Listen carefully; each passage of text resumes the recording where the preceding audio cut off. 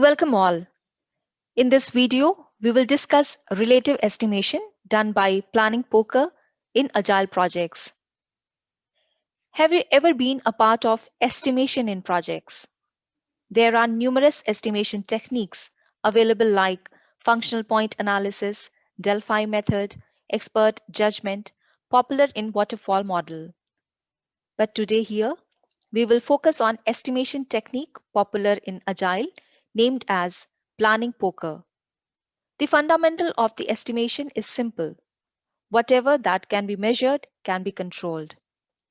So, what is planning poker and why planning poker? In Agile, we focus on achieving the visioned product in incremental manner. This incremental work depicts the user requirement in granular form. It is represented as a user story or a spike or a job story. The picked up user stories for the sprint need to be estimated so that the team potential can be utilized to its optimum level. The total points of the completed user stories in a sprint is called team's velocity. Team's velocity is significant in sprint planning. How? It shows the capability of the team. Say for last 3 sprints, the velocities have an average of 20 story points. This calculated velocity will help in checking that stories picked up contribute to total of around 20 story points. So this ensures that team is neither under or overworked. It is rightly loaded with work. So how do we do planning poker exercise? Let us say for a sprint 10 user stories are picked up. During the sprint planning session, the development team, Scrum Master, and product owners are present. Each user story goes through the story point estimation. The estimation is relative here compared to the previous completed user stories from the same project. As we progress on the project, the understanding gets clearer on the relative estimation.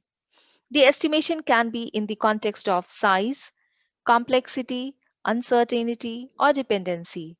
Each person present in the session picks up a card to show the estimation point. The points are picked up from the Fibonacci series. The story points are agreed with the team consensus. So let us say for a user story, everyone picks up 2. So the size of the user story will be 2 because that is agreed by everyone. Now, what if there are different opinions in estimations? Now, how do we get to an agreed story point? As Agile Manifesto clearly says, individuals over techniques and tools. This planning poker tool allows us to practice this. How? Everyone involved in estimation is allowed to give reasons for their different opinion.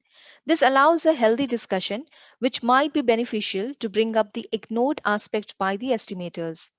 The idea is to keep the discussion short and try to reach to a consensus for a story point. Team can derive their own different techniques to reach to consensus or they can use general practice too.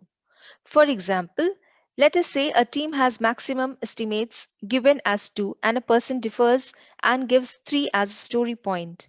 The team members give their reasons on different estimation. Different rules can be applied to reach to an agreed size. Something like to accept the highest value from the estimations. In this case, 3 will be agreed story size. Or go with the maximum estimation. In this case, 2 will be agreed story size. Or a more refined process can be created to get the average of the numbers and then pick the closest number from the Fibonacci series. However way the team feels comfortable can choose to arrive to a consensus. Please note, the team is self-organized with equal empowered team members. They know best what works for them. The essence is to understand their potential, and this can be achieved by getting the velocity which will help them in their future planning. So this is how planning poker works. Planning poker is a powerful and a very effective tool.